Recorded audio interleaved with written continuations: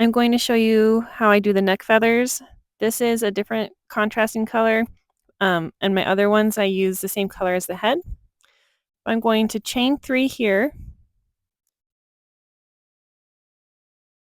and then I'm going to slip stitch to the first chain.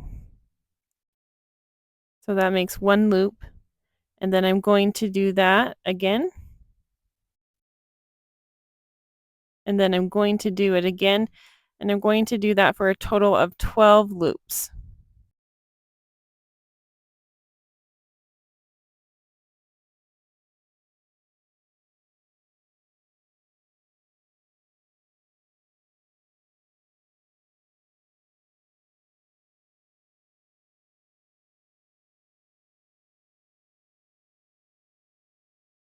Okay, once you have your 12 loops, you're going to fasten off.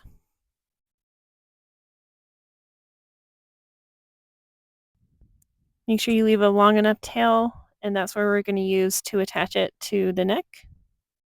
Make sure you have the chain parts against the neck and the loops spacing out for that feathery look. And I'm going to just go through the first couple of chains there.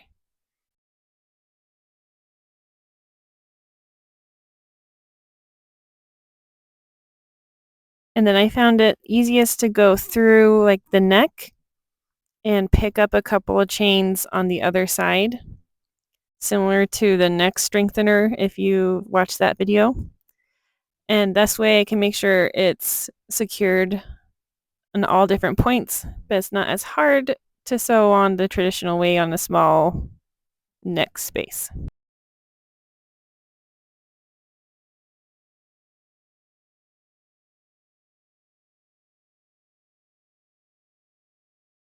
When I'm done with that, I'm going to tie it to the first string and then go in through the same hole and secure it that way. Trim the ends and poke whatever is left into the body, and you have your little neck feathers.